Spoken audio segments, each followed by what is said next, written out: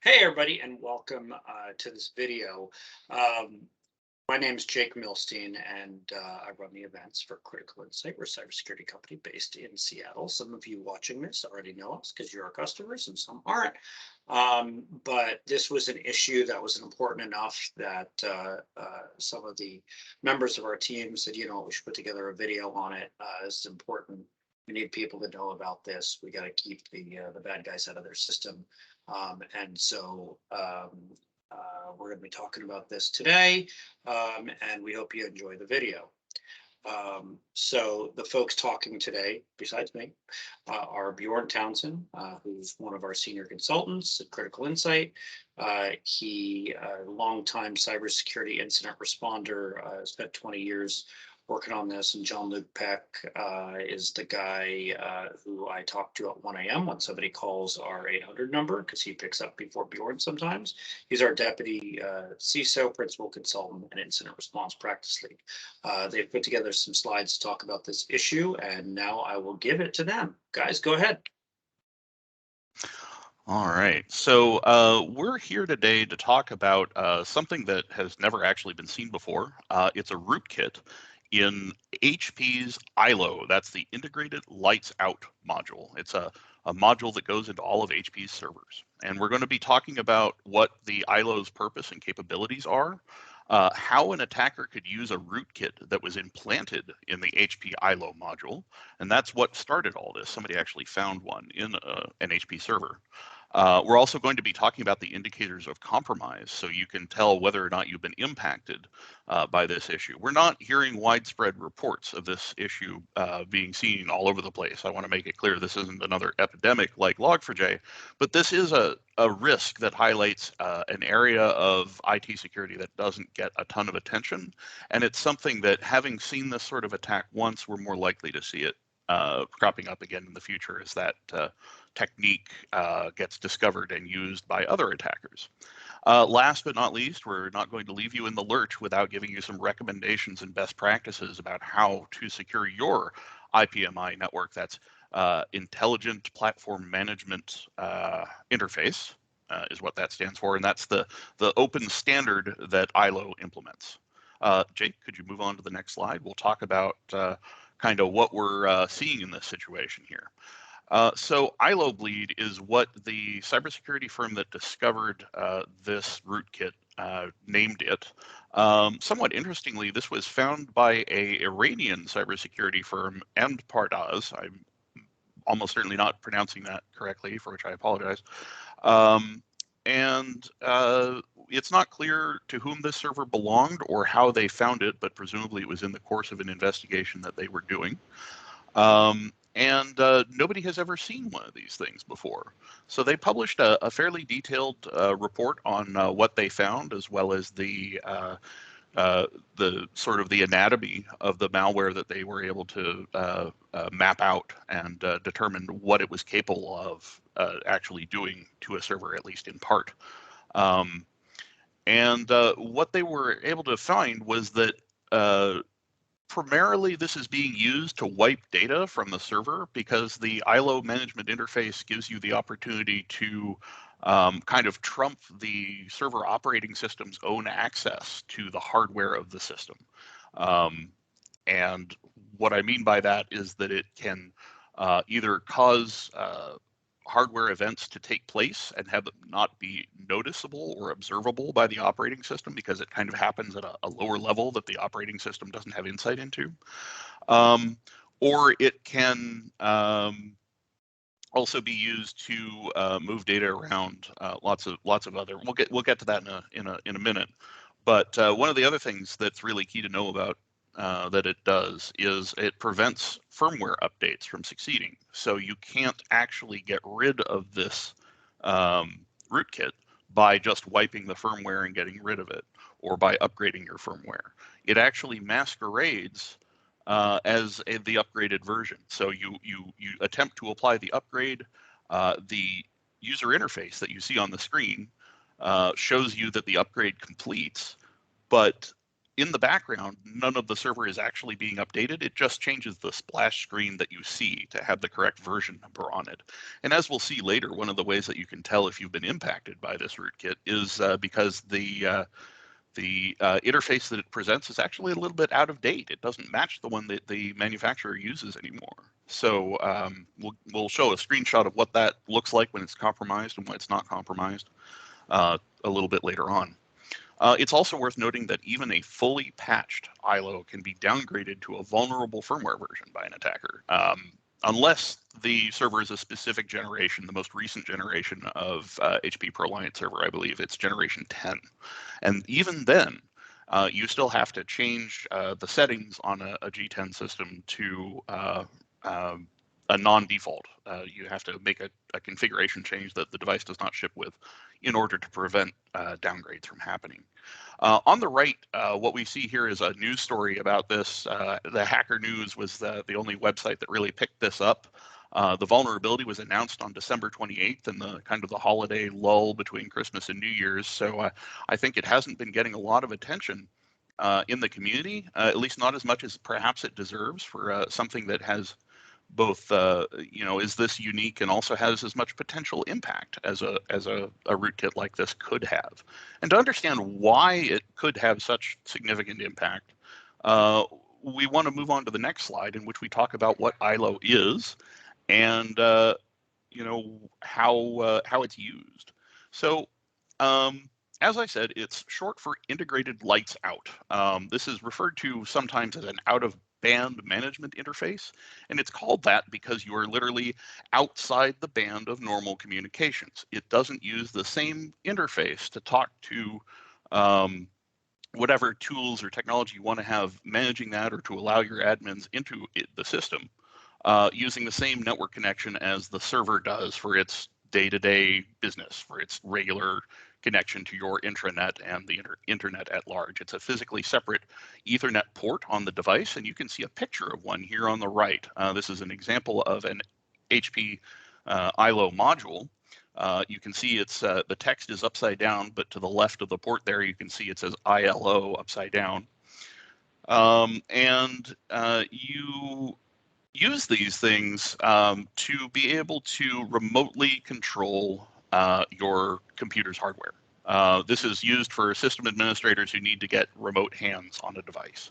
There are comparable equivalents in Dell products, IBM, AMI makes something for Supermicro. There's a few of these.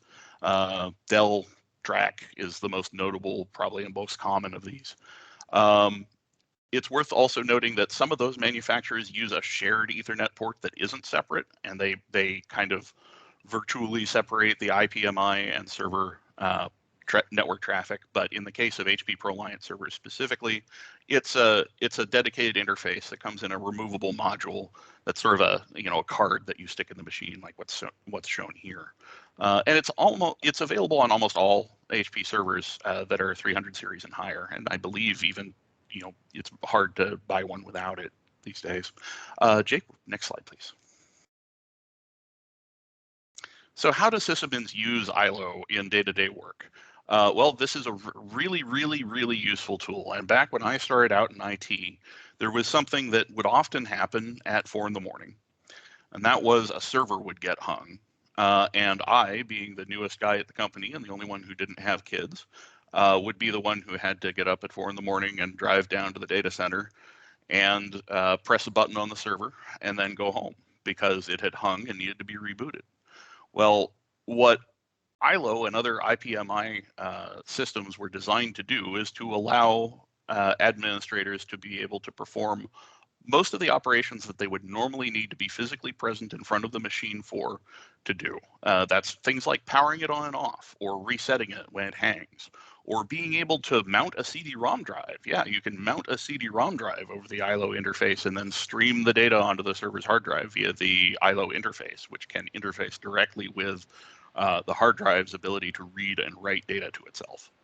You can also access the server's integrated management log. That's the IML. That's what tells you the record of activity that has happened on the iLO. It's like a syslog that's specific to the iLO.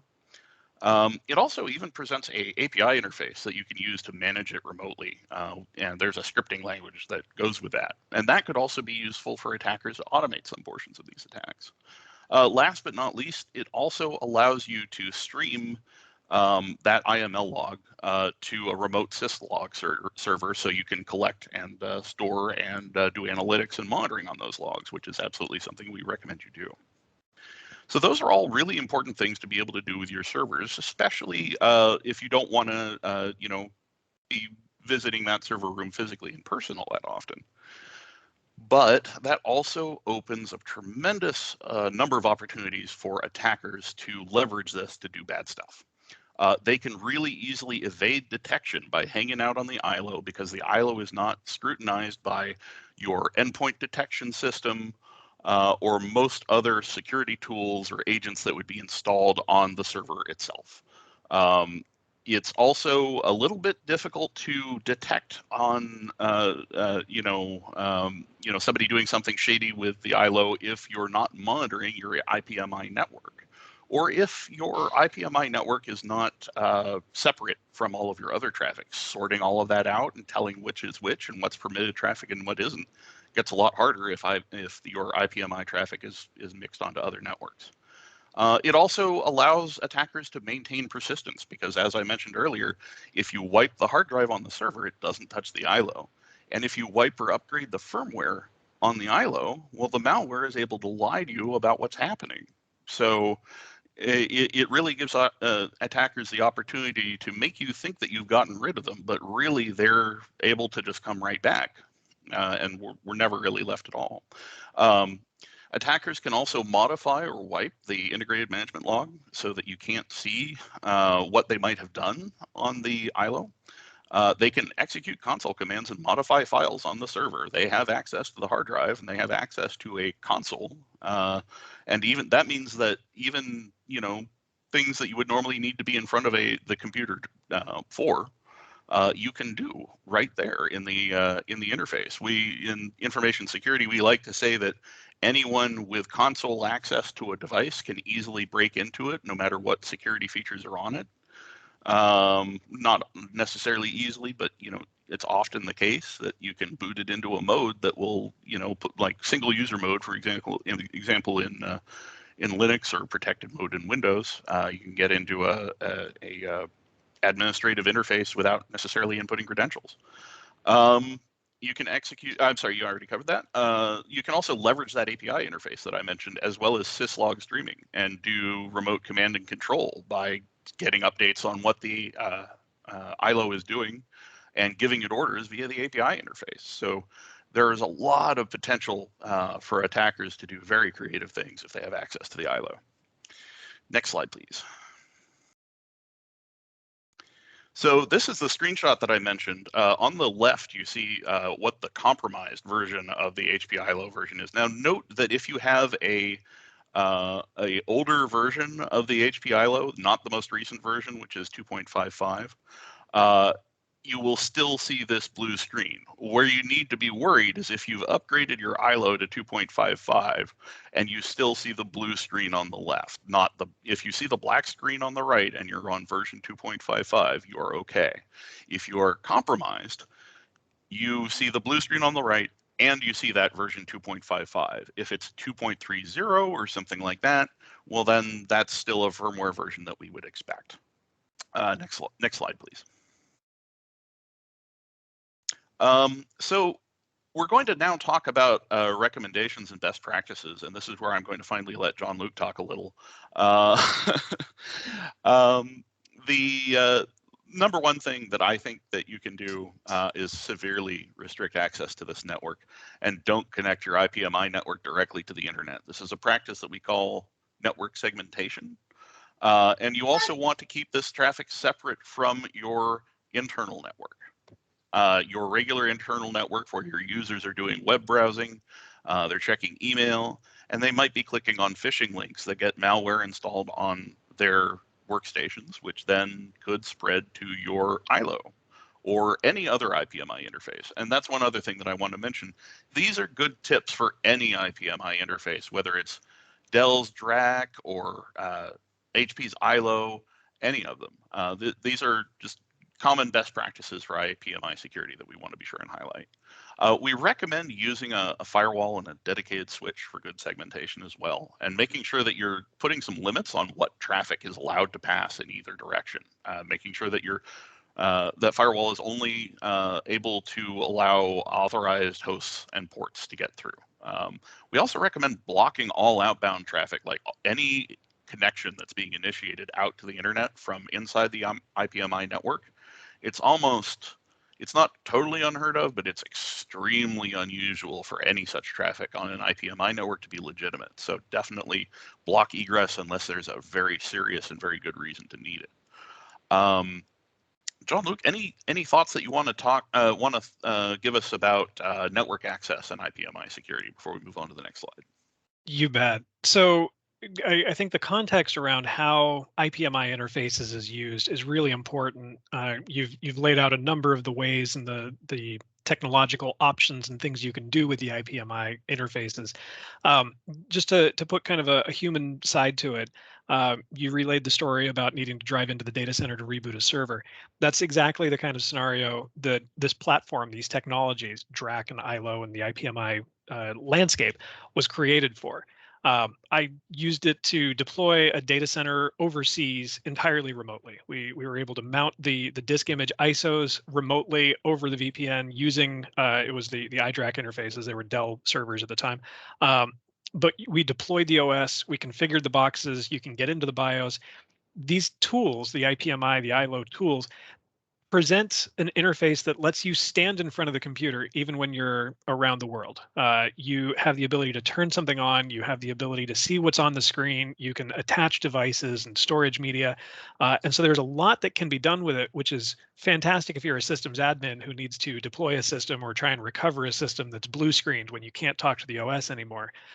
But what we've seen is that the vast majority of folks who have this technology, and it again comes with most servers these days, most physical servers, people and organizations aren't aware that they've got them, or they don't know how to use them, and they aren't aware of the security risks that go along with it.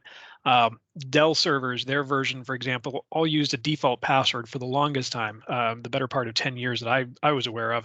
That password was Calvin. And so if anybody is aware of the password Calvin necessary to log into the Dell iDRAC interfaces on any of your servers, that's something you might want to go and change right now, because malware is clearly picking up on this and is going to start finding ways of taking advantage of these systems. It's really challenging to secure these well because they're small devices, they're embedded devices. These are essentially mini computers that are running side by side with the larger server computers that you've brought into your data center here. But these mini computers are intended to let you get back into the larger iron if and when something crashes. It's really hard to secure it down to a point where you're able to limit the type of traffic going through. You know, we only want to allow remote desktop versus actual file mounting.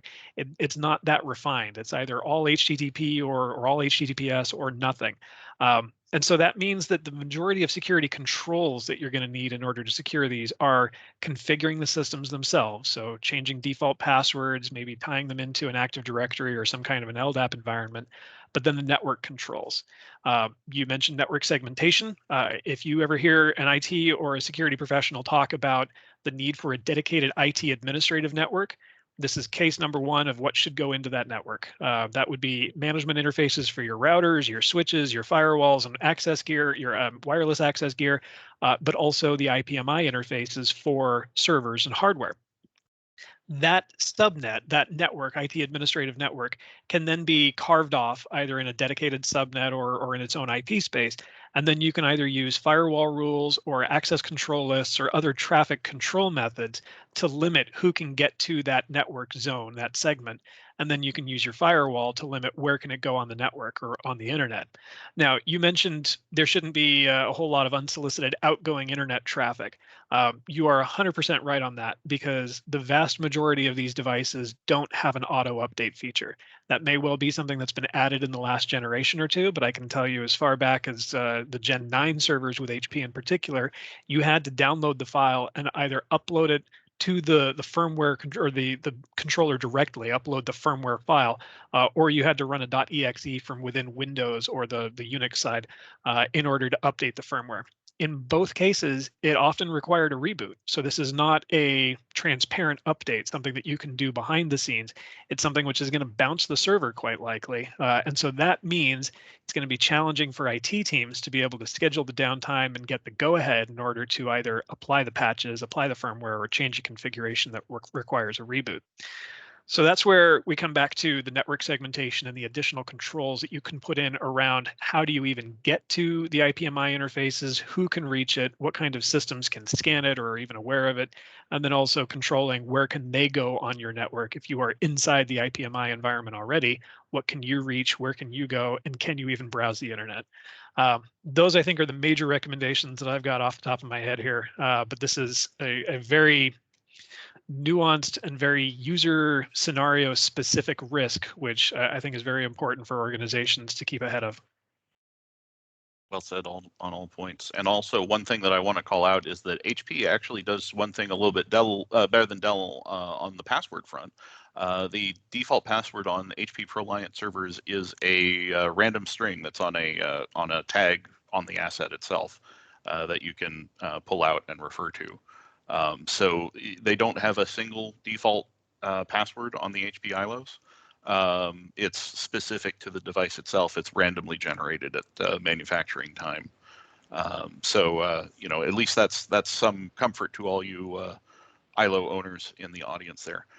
There's a few other points that we want to talk about with respect to IPMI security and best practices.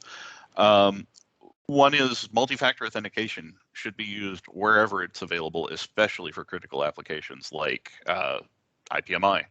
HP iLO only supports a form of multi-factor authentication that's certificate-based, which means that there's a pre-shared certificate that has to be copied onto the device.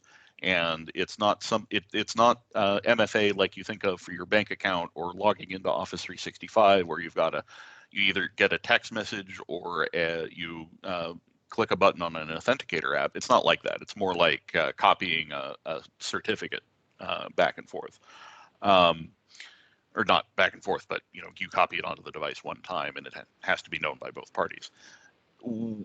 We would prefer to see manufacturers move to that true MFA, where you're either using a authenticator app or you're using SMS is not preferred, absolutely not preferred actually for this. I would really prefer to be using an authenticator app just in general.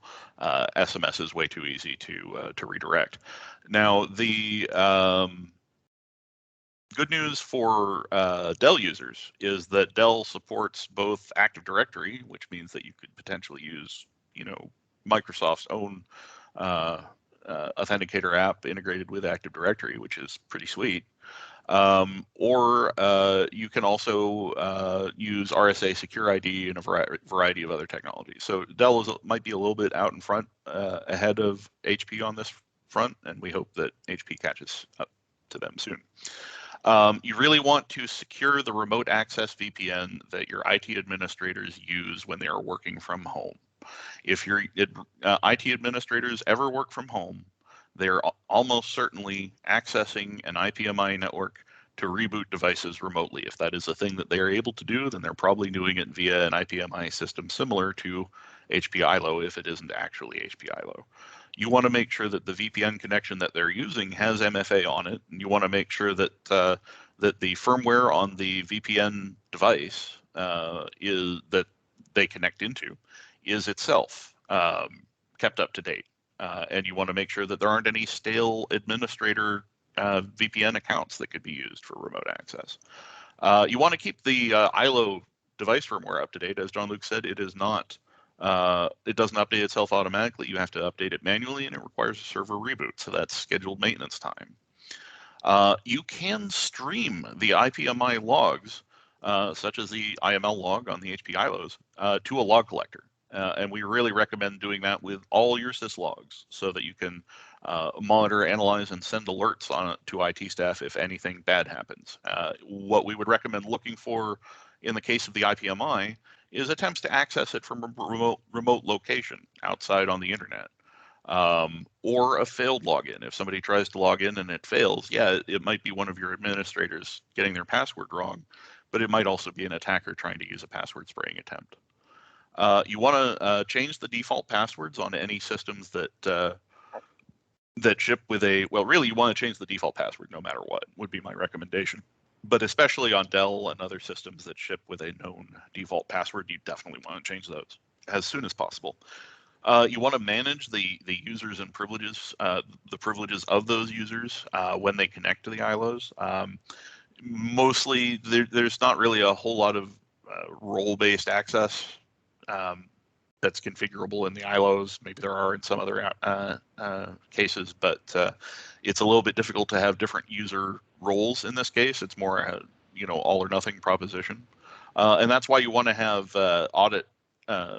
You want to audit what people are doing on the system. You want to look at that IML, and you want to have alerts whenever a major configuration change happens. Jean-Luc, anything that you want to add on this screen before we move on? Jake, if you could hop back real quick. No, you've covered the major recommendations there. Okay, cool. Sorry, Jake, you can hop forward again. All right. I alluded to this a little bit earlier, but we think it's very important that you monitor the traffic on the IPMI network, and ideally all internal networks, either via an intrusion detection system or via a managed detection and response system like our own MDR service. The reason for this is we want to see if anything weird, that's a technical term, starts to happen on your network. If any data starts moving to an IP address somewhere on your network that is unusual, that's something that you would want to alert your IT administrators to. If you've done your segmentation correctly and if you've configured your firewalls correctly, it won't be able to reach out to the internet. But if something tries to reach out to the internet from that IPMI network, that's something that you want to be alerted to too, because that's a sign that there could be something that made it onto that network that is trying to reach out and failing. You want to ensure that the baseboard management controller, the BMC, that's the storage. That's really what the iLO is called. It's a baseboard management controller that implements the IPMI interface.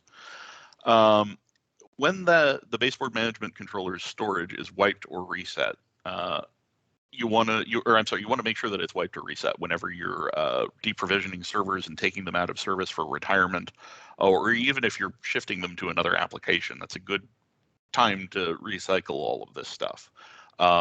It's worth noting that even if you think that a system is just purely destined for destruction, hard drives from systems that were supposed to have been destroyed do pop up on eBay from time to time, and sometimes they've got real interesting stuff on them, like, for instance, DoD regulated information or CJIS regulated information. That's police or military data.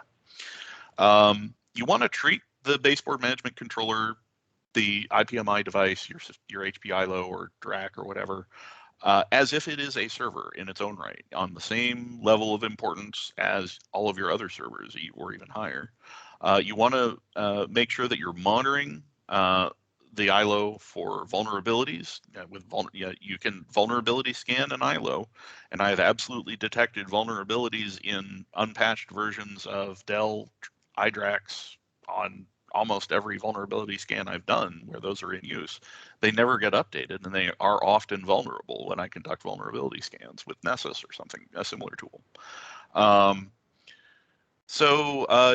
You want to make sure that those logs are getting sent to a central server for analysis and review.